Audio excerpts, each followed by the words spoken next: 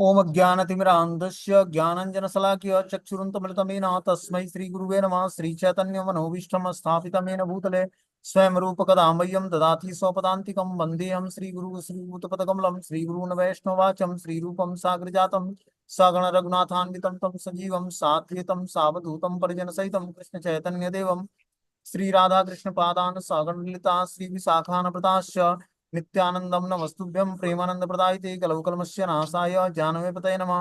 नमो महाबलिं प्रदायते कृष्णाय कृष्ण चैतन्य नामिने गौरद्विष नमः। पंचतत्वात्मकं कृष्णं भक्तरूप स्वरूपकं भक्तावतारं भक्ताख्यं नमामि भक्ति शक्तिकं। हे कृष्ण करुणा सिंधु दीनबंधु जगत्पतये गोपेश गोपिकांत राधा कांत नमस्तुते। तप्त कांचन गौरांगे श्री राधे वृंदावनेश्वरी वृषभानुसुते देवी प्रणमामि हरिप्रिये। वाञ्छाकल्पतरुभ्यश्च कृपा सिन्धुभ्येव च पतितानां पावनेभ्यो वैष्णवेभ्यो नमो नमः। जय श्री कृष्ण चैतन्य प्रभु नित्यानंद श्री अद्वैत गदाधर श्रीवासादि श्री गौर भक्तवृंद। हरे कृष्णा कृष्ण कृष्ण हरे हरे, हरे राम राम राम हरे हरे। इसमें आज हम लोग को अध्याय 13 प्रकृति पुरुष और चेतना, उसका श्रवण करना है। श्लोक संख्या 6 नंबर। आगे बता रहे हैं इसमें महाभूता अन्य अहंकारो बुद्धि व्यक्तमेव च इंद्रियाणि दशेकम च पंचचेन्द्रिय गोचर इच्छा द्वेष सुखम दुखम संघातम चेतना धृति एतत् क्षेत्रम समासेन सविकारम उदाहृतम। पंच महाभूत अहंकार बुद्धि अव्यक्त, दसों इंद्रियों तथा मन, पांच इंद्रिय विषय, इच्छा द्वेष सुख दुख संघात जीवन के लक्षण और धैर्य, इन सबको संक्षेप में कर्म का क्षेत्र और उसकी अंतःक्रिया विकार कहा जाता है। क्या बता रहे हैं यहाँ पर भगवान? पंच महाभूत अहंकार बुद्धि अव्यक्त, दसों इंद्रियां तथा मन, इच्छा द्वेष सुख दुख संघात जीवन के लक्षण तथा धैर्य, इन सबको संक्षेप में कर्म का क्षेत्र और उसकी अंतःक्रिया विकार कहा जाता है। तात्पर्य में लिखते हैं कि महर्षि वैदिक सूक्तों और वेदांत सूत्र के प्रमाणिक कथनों के आधार पर इस संसार के अवयवों को इस प्रकार से समझाया जा सकता है। पहले तो पृथ्वी जल अग्नि वायु और आकाश, ये पांच महाभूत हैं। फिर अहंकार बुद्धि और तीनों गुणों की अव्यक्त अवस्था आती है। इसके पश्चात पांच ज्ञानेंद्रियां हैं, नेत्र कान नाक जीभ तथा त्वचा। फिर पांच कर्मेंद्रियां, वाणी पांव हाथ जीवा और लिंग। तब इन इंद्रियों के ऊपर मन होता है और भीतर रहने के कारण अंत इंद्रियां कहा जाता है। इस प्रकार मन समेत कुल 11 इंद्रियां होती हैं। फिर इंद्रियों के पांच विषय होते हैं, गंध स्वाद रूप स्पर्श और ध्वनि। इस तरह इन 24 तत्वों का समूह कार्य क्षेत्र कहलाता है। तो 24 तत्व हैं जो इस पूरे शरीर का निर्माण करते हैं। तो इसमें क्या क्या है? पृथ्वी जल अग्नि वायु और आकाश, फिर अहंकार बुद्धि और तीनों गुणों की अव्यक्त अवस्था, ठीक है। फिर पांच कर्मेंद्रियां, वाणी पांव हाथ गुदा और लिंग। पांच ज्ञानेंद्रियां, नेत्र कान नाक जीभ और त्वचा। इस इंद्रियों के ऊपर मन होता है, भीतर रहने के कारण अंत इंद्रियां कहा जाता है। इस प्रकार मन समेत कुल 11 इंद्रियां होती हैं। फिर इंद्रियों के पांच विषय होते हैं, गंध स्वाद स्पर्श रूप और ध्वनि। इस तरह से इन 24 तत्वों का समूह कार्य क्षेत्र कहलाता है। तो पूरा शरीर इन्हीं 24 तत्वों से मिलकर बना होता है। यदि कोई इन 24 विषयों का विश्लेषण करे तो उसे कार्य क्षेत्र समझ में आ जाता है। फिर इच्छा द्वेष सुख और दुख नामक अंतः क्रियाएं हैं जो स्थूल देह के पांच महाभूतों की अभिव्यक्तियां हैं। चेतना तथा धैर्य द्वारा प्रदर्शित जीवन के लक्षण सूक्ष्म शरीर अर्थात मन अहंकार और बुद्धि के प्राकट्य हैं। ये सूक्ष्म तत्व भी कर्म क्षेत्र में सम्मिलित रहते हैं। क्या बोलते हैं कि इच्छा द्वेष सुख और दुख नामक अंतः क्रियाएं ये विकार हैं। ये भी स्थूल देह के पांच महाभूतों की अभिव्यक्तियां हैं, उन्हीं का अब विकृत रूप है। पांच जो महाभूत तत्व हैं, पृथ्वी जल अग्नि वायु और आकाश, उसी के ये विकृत स्वरूप हैं। इच्छा द्वेष सुख दुख और अंतः क्रिया के विकार, ये सब जो है स्थूल देह के पांच महाभूतियों की अभिव्यक्तियां हैं। और चेतना और धैर्य द्वारा प्रदर्शित जीवन के लक्षण सूक्ष्म शरीर अर्थात मन अहंकार और बुद्धि के प्राकट्य हैं। ये सूक्ष्म तत्व भी कर्म क्षेत्र में ही सम्मिलित हैं। आगे बता रहे हैं इसमें कि पंच महाभूत अहंकार की स्थूल अभिव्यक्तियां हैं जो अहंकार की मूल अवस्था को ही प्रदर्शित करते हैं, जिसे भौतिकतावादी बोध या तामस बुद्धि कहा जाता है।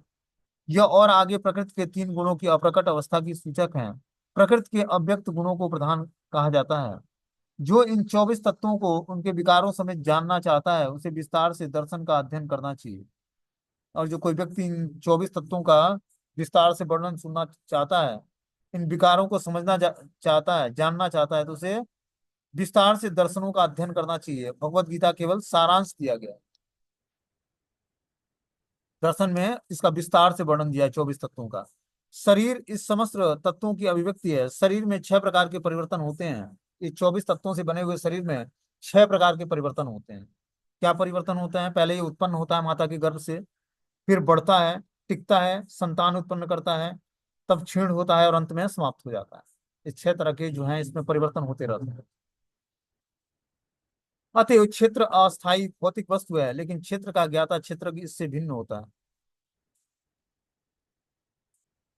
अब आगे जो है 8वें श्लोक से 12वें श्लोक तक भगवान भक्तों के गुण बता रहे हैं। 26 गुण क्या होते हैं? बोलते हैं अमानित्वम दंभ इत्वम अहिंसा क्षांतिरार्जवम आचार्योपासनम शौचम अस्थेयामात्म विनिग्रह इंद्रियार्थेषु वैराग्यम मन अहंकार एव च जन्म मृत्यु जरा व्याधि दुख दोषानुदर्शनम असक्ति नभि स्वंगम पुत्र दारा गृहादिषु नित्यं च समचित्तत्व निष्ठो निष्ठो पतिषु मयि चान्यज्ञ योगेन भक्तिरव्यभिचारिणी विविक्त देश सेवित्वम मति रति जन संसदि अध्यात्म ज्ञान नित्यत्वम तत्व ज्ञानार्थ दर्शनम एतत् ज्ञानमिति प्रोक्तम मत ज्ञान यतो अन्यथा विनम्रता दम्भहीनता अहिंसा सहिष्णुता सरलता प्रमाणिक गुरु के पास जाना पवित्रता स्थिरता आत्म संयम इंद्रिय तृप्ति के विषयों का परित्याग अहंकार का अभाव जन्म मृत्यु वृद्धावस्था और रोग के दोषों से मुक्ति वैराग्य संतान स्त्री घर और अन्य वस्तुओं की ममता से मुक्ति अच्छी बुरी घटनाओं के प्रति संभाव मेरे प्रति निरंतर अनन्य निष्ठा एकांत स्थान में रहने की इच्छा जन समूह से बिलगाव आत्म साक्षात्कार की महत्ता को स्वीकार करना और परम सत्य की दार्शनिक खोज, इन सबको मैं ज्ञान घोषित करता हूँ। इसके अतिरिक्त जो भी है वो सब अज्ञान है। तो ये भगवान ज्ञान का की परिभाषा दे रहे हैं कि जो ये सारी चीजें हमने बताया, विनम्रता दम्भहीनता अहिंसा सहिष्णुता सरलता प्रमाणिक गुरु के पास जाना पवित्रता स्थिरता आत्म संयम इंद्रिय तृप्त के विषयों का परित्याग अहंकार का भाव जन्म मृत्यु वृद्धावस्था और रोग के दोषों से की अनुभूति वैराग्य संतान स्त्री घर और अन्य वस्तुओं की ममता से मुक्ति अच्छी तथा बुरी घटनाओं के प्रति संभाव मेरे प्रति अनन्य निष्ठा भक्ति एकांत स्थान में रहने की इच्छा जन समूह से अलगाव आत्म साक्षात्कार की महत्ता को स्वीकार करना और परम सत्य की दार्शनिक खोज, इन सबको भगवान ज्ञान घोषित करते हैं।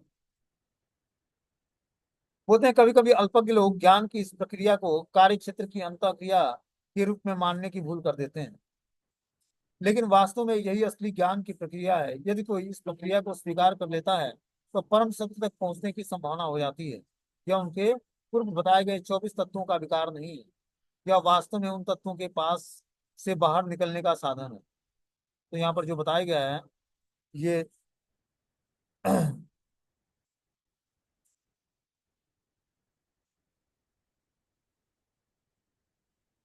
दार्शनिक खोज परम सत्य के बारे में जो ये लगभग 26 गुण बताए गए हैं, इसको अगर जो कोई व्यक्ति प्रक्रिया और कार्यक्षेत्र की अंतःक्रिया के रूप में मानने की भूल करता है, लेकिन वास्तव में यह असली ज्ञान की प्रक्रिया है। यदि कोई इस प्रक्रिया को स्वीकार कर लेता है तो परम सत्य को की पहुंचने की संभावना बन जाती है। इन लक्षणों को जो कोई व्यक्ति स्वीकार कर लेता है तो धीरे धीरे वो परम भगवान के पास पहुंचने की उसकी संभावना बढ़ जाती है, उसके अंदर दिव्यता आ जाती है।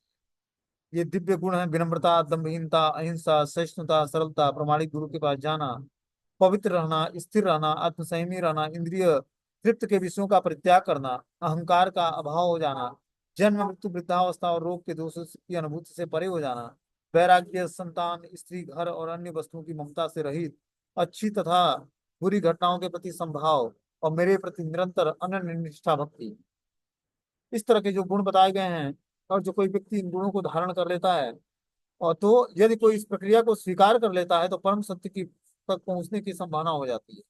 हमें बस इस गुणों को धारण करना है, तो हम परम सत्य भगवान श्री कृष्ण के पास पहुंचने के योग्य हो पाएंगे। यह इसके पूर्व बताए गए 24 तत्वों का विकार नहीं है, यह वास्तव में उन तत्वों के पास से बाहर निकलने का साधन है। जो 24 तत्व बताए गए जिससे मिलकर शरीर बना है, उससे ये अलग है। ये दिव्य गुण है जो भगवान श्री कृष्ण में ही पाए जाते हैं, और वो गुण भक्तों में भी पाए जाते हैं।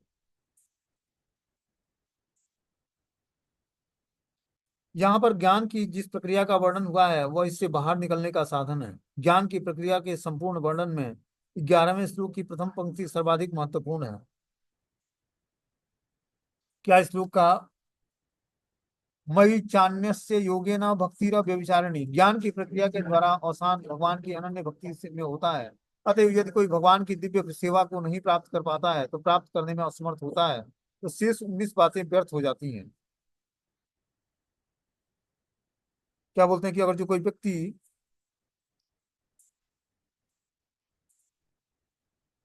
ज्ञान की प्रक्रिया के संपूर्ण वर्णन में प्रथम पंक्ति सर्वाधिक महत्वपूर्ण है कि ज्ञान की प्रक्रिया का अवसान भगवान की अनन्य भक्ति है, और जो कोई ज्ञान ज्ञान प्राप्त करता है आध्यात्मिक ज्ञान, तो उसका उपयोग क्या है कि हम भगवान की अनन्य भक्ति को प्राप्त कर रहे हैं। जब तक हम अनन्य भक्ति को प्राप्त नहीं करेंगे तब तक वो ज्ञान किसी काम का नहीं। यदि कोई भगवान की दिव्य सेवा को नहीं प्राप्त कर पाता है या प्राप्त करने में असमर्थ है, तो शेष 19 बातें व्यर्थ हो जाती हैं।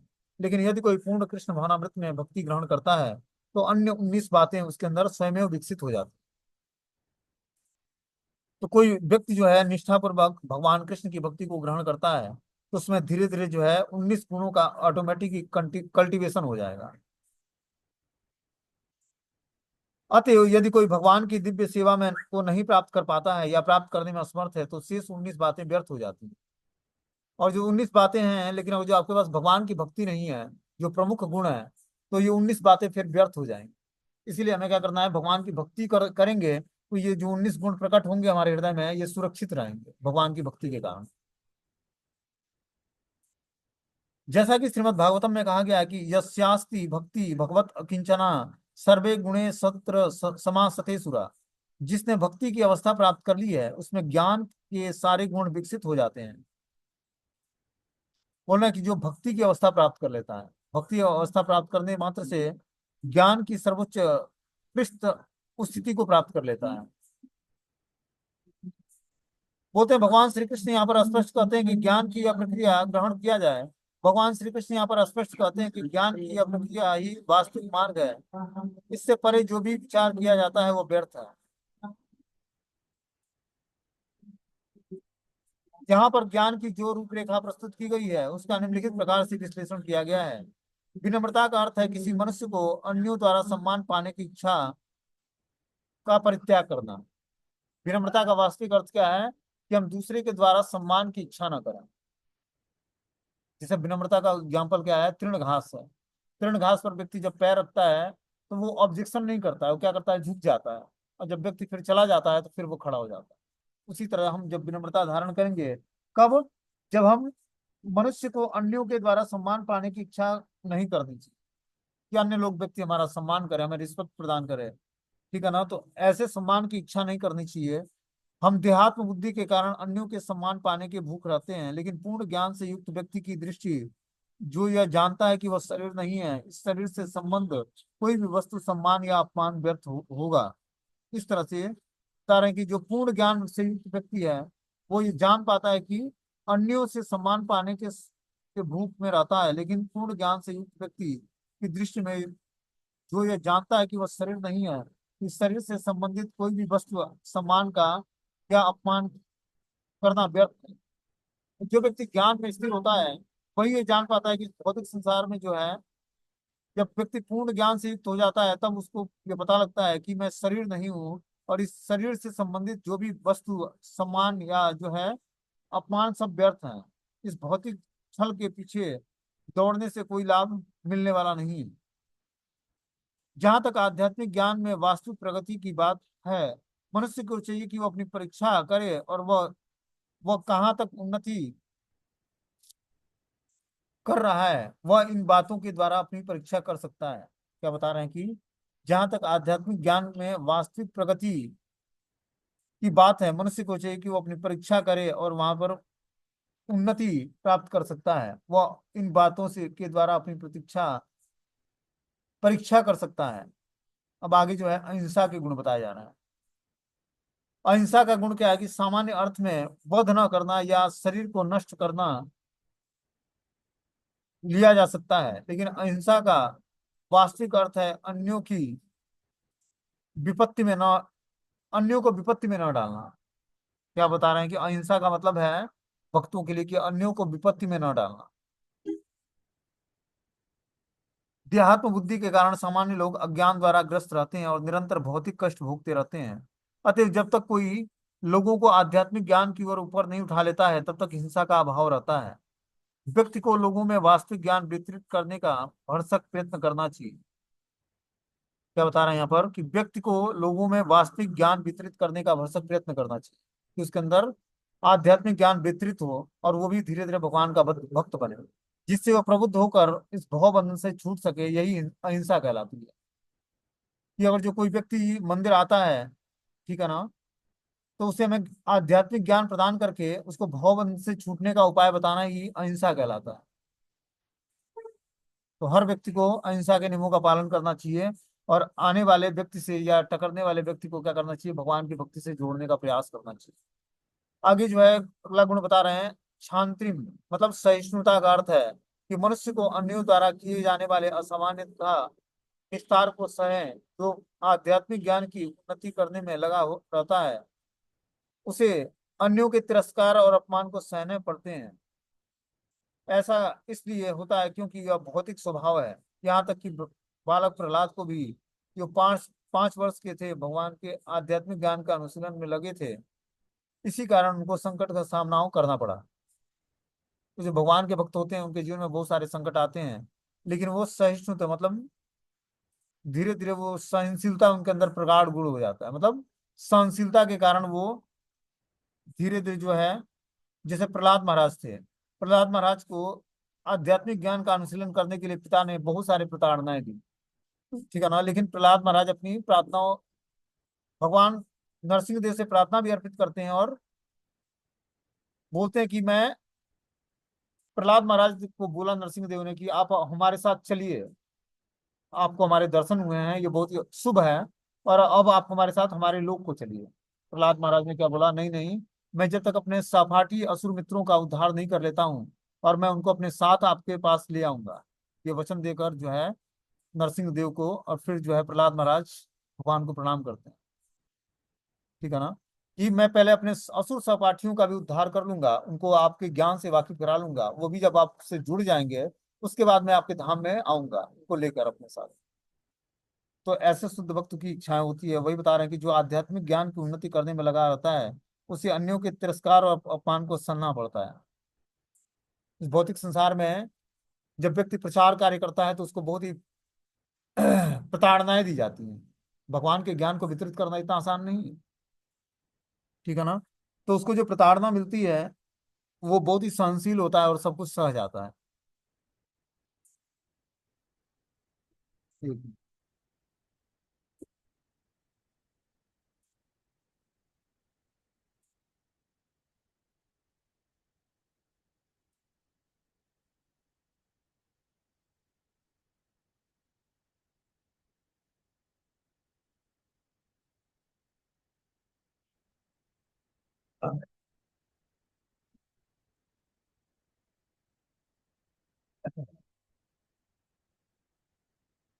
अब आगे बता रहे हैं इसमें कि मिथ्या अहंकार का अर्थ क्या है, कि इस शरीर को आत्मा मानना, ये मिथ्या अहंकार है कि हम शरीर को ही आत्मा मान लेते हैं। जब कोई यह जान जाता है कि वह शरीर नहीं अपितु आत्मा है, तो वह वास्तविक अहंकार को प्राप्त होता है। अहंकार तो यह रहता है कि मिथ्या अहंकार की भर्त्सना की जाती है, वास्तविक अहंकार की नहीं। वैदिक साहित्य में कहा गया कि हम ब्रह्मास्मि, मैं ब्रह्म हूँ, मैं आत्मा हूँ, मैं ही आत्म भाव हूँ, और यह आत्म साक्षात्कार की मुक्त अवस्था में ही पाया जाता है। मैं हूँ का भाव ही अहंकार है, लेकिन जब मैं हूँ भाव को मिथ्या शरीर के लिए प्रयुक्त किया जाता है तो यह मिथ्या अहंकार होता है। जब तक इस आत्म भाव को वास्तविकता के लिए प्रयुक्त किया जाता है तो वह वास्तविक अहंकार होता है। ऐसे कुछ दार्शनिक हैं जो यह कहते हैं कि हमें अपना अहंकार त्यागना चाहिए, लेकिन हम अपने अहंकार को त्यागे कैसे? क्योंकि अहंकार का अर्थ है स्वरूप, लेकिन हमें मिथ्याध्यात्म बुद्धि का त्याग करना ही होगा। तो अहंकार मतलब फॉल्स ईगो, ईगो मतलब अहंकार। तो ईगो भी दो तरह का होता है। एक होता है फॉल्स ईगो। फॉल्स ईगो क्या होता है कि हम शरीर है, इस भाव में अपने को स्थिर कर लेना और शरीर से जुड़ी हुई आवश्यकताओं को पूरा करने के लिए अपना पूरा जीवन जो है न्यौछावर कर देना। वास्तविक अहंकार क्या है? अहम ब्रह्मास्मि, मैं ब्रह्म हूँ या आत्मा हूँ। और आत्मा का स्वरूप क्या है? भगवान का नित्य ही दास है। तो इस तरह से जो है व्यक्ति को मिथ्या अहंकार से मुक्ति पा करके अहम ब्रह्मास्मि, मैं ब्रह्म हूँ, मैं आत्मा हूँ, इस भाव को धीरे धीरे प्राप्त करना है और वास्तविक अहंकार को प्रकट करना है। वास्तविक अहंकार क्या है कि हम भगवान के नित्य ही दास हैं और ये जीवन ही उनको उनकी सेवा के लिए बना है। ये वास्तविक अहंकार है, न कि दूसरे की सेवा के लिए बना है। ये शरीर भगवान के शुद्ध भक्तों के लिए और भगवान की सेवा के लिए भगवान ने दिया हुआ है। इसका उपयोग हमें विष्णु भक्तों और विष्णु की सेवा में ही लगाना है। आगे बता रहे हैं कि जन्म मृत्यु जरा और व्याधि को स्वीकार करने के कष्ट को समझना चाहिए। वैदिक ग्रंथों में जन्म के अनेक वृत्तांत बताए गए हैं। श्रीमद् भागवतम में जन्म के पूर्व की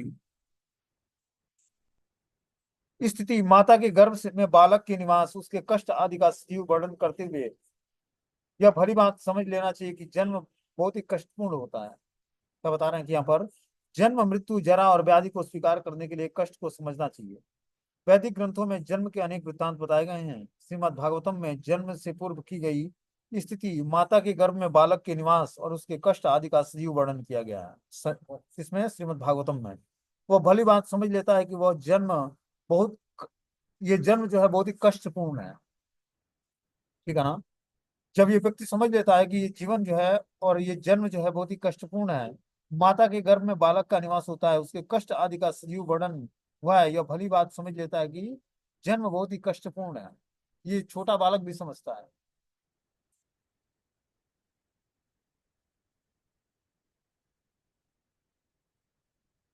उसके कष्ट आदि का सजीव वर्णन हुआ है, यह भली बात समझ लेना कि जन्म बहुत ही कष्टपूर्ण है। चूंकि हम यह भूल जाते हैं और माता के गर्भ में हमें कितना कष्ट मिला था, अतएव हम जन्म तथा मृत्यु की पुनरावृत्ति को का कोई हल नहीं निकाल पाते हैं। ये मनुष्य जीवन का उपयोग क्या है कि हम अपने जन्म मृत्यु जरा व्याधि से छुटकारा कैसे प्राप्त करें, इसके लिए हमें प्रयास करना है। ठीक है ना? इसके लिए प्रयास नहीं करना कि कुछ धन आ जाए, कुछ संतति उत्पन्न हो जाए। इसके लिए तो ये तो अपने आप भाग्य के अनुसार मिलेगा।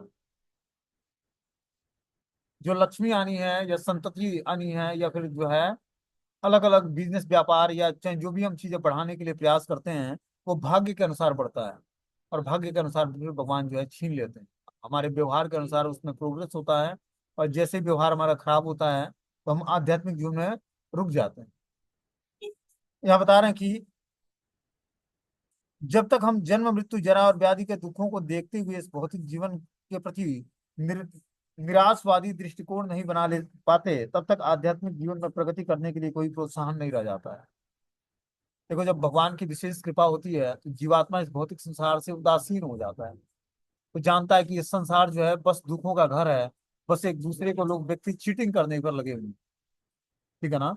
तब वो इस जीवन की वास्तविकता को समझ पाता है और तब जाकर भगवान की तरफ जीवात्मा मुड़ता है। यूं ही कोई भगवान की तरफ नहीं मुड़ता है। जब तक उसकी स्वीकृति इकट्ठी नहीं होगी तब तक वो भगवान के धाम जा नहीं पाएगा या भगवान की सेवा नहीं कर पाएगा। इसीलिए हमें क्या करना है कि जन्म मृत्यु जरा और व्याधि से छुटकारा पाने के लिए प्रयास करना है। पहले हमें जन्म से छुटकारा प्राप्त करना है, तब हमारी मृत्यु नहीं होगी। ठीक है ना? तो हमें आगे बता रहे हैं कि जब तक आध्यात्मिक जीवन में प्रगति करने के लिए कोई प्रोत्साहन नहीं दे रहा होता है तब तक हम भौतिक जीवन में प्रोग्रेस नहीं कर सकते हैं। जहां तक संतान, पत्नी और घर से विरक्ति की बात है, इसका अर्थ यह नहीं कि इसके लिए कोई भावना ही ना हो। ये सब स्नेह की प्राकृतिक वस्तुएं हैं, लेकिन जब ये आध्यात्मिक उन्नति के में अनुकूल ना हो तो उन्हें परित्याग करना चाहिए। क्या बोलते हैं यहाँ पर कि जहां तक स्त्री संतान पत्नी से विरक्ति की बात है, इसका अर्थ यह नहीं है कि इसके लिए कोई भावना न हो।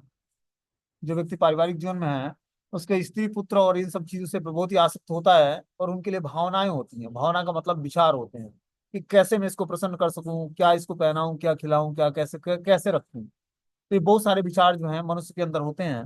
बोलते हैं कि जो है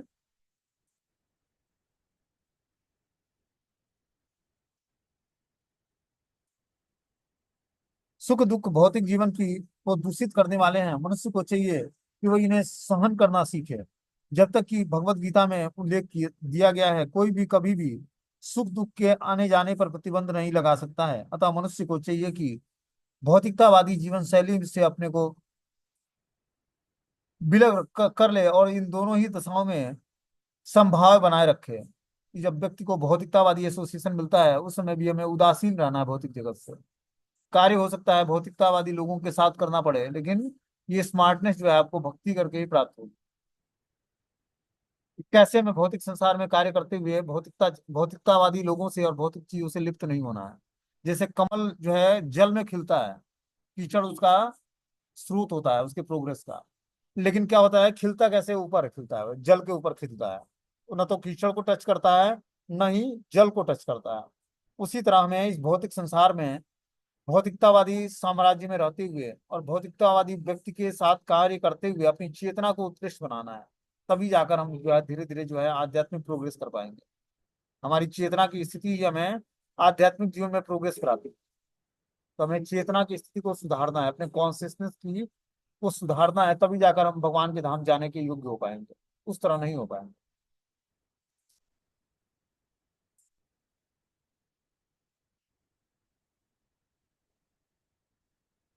बोलते हैं जो पत्नी घर और संतान आदि के प्रति आसक्त नहीं होगा, होना चाहिए।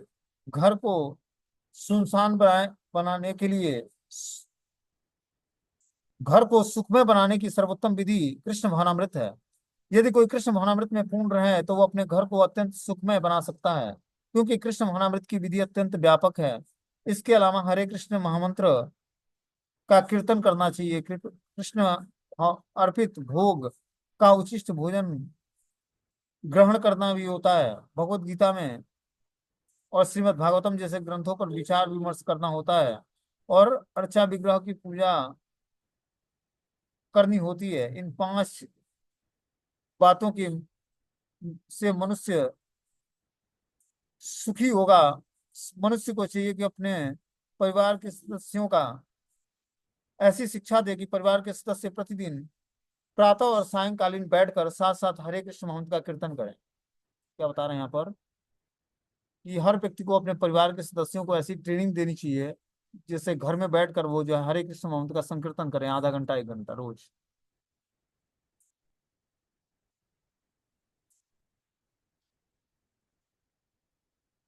यदि कोई इन चारों सिद्धांतों को का पालन करने में,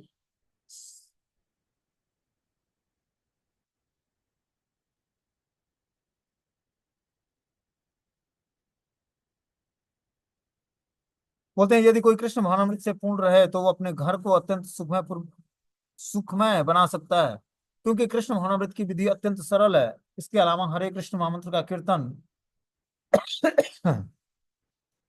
करना होता है और कृष्ण अर्पित भोग का उचिष्ट ग्रहण करना होता है।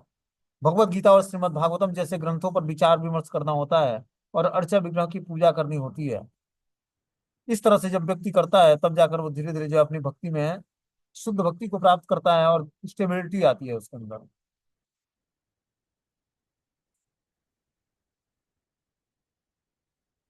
आगे बता रहे हैं इन चारों बातों से मनुष्य सुखी होगा। मनुष्य को चाहिए कि अपने परिवार के सदस्यों को ऐसी शिक्षा दे कि परिवार के सदस्य प्रतिदिन प्रातः और संध्याकालीन बैठकर साथ साथ हरे कृष्ण मंत्र का कीर्तन करें। यदि कोई इन सिद्धांतों का पालन करते हुए अपने पारिवारिक जीवन को कृष्ण भावनामृत विकसित करने में लगाता है, तो पारिवारिक जीवन को त्याग कर विरक्त जीवन बिताने की आवश्यकता नहीं होती है। लेकिन यदि वह आध्यात्मिक प्रगति के लिए अनुकूल न रहे, तो पारिवारिक जीवन का परित्याग कर देना चाहिए उसे बोल रहे हैं कि अगर जो घर के पारिवारिक सदस्य जो है भक्ति के अनुकूल नहीं है, उसको हमें क्या करना चाहिए, धीरे धीरे जो है उस परिवार से अपनी आसक्ति को समाप्त करनी है।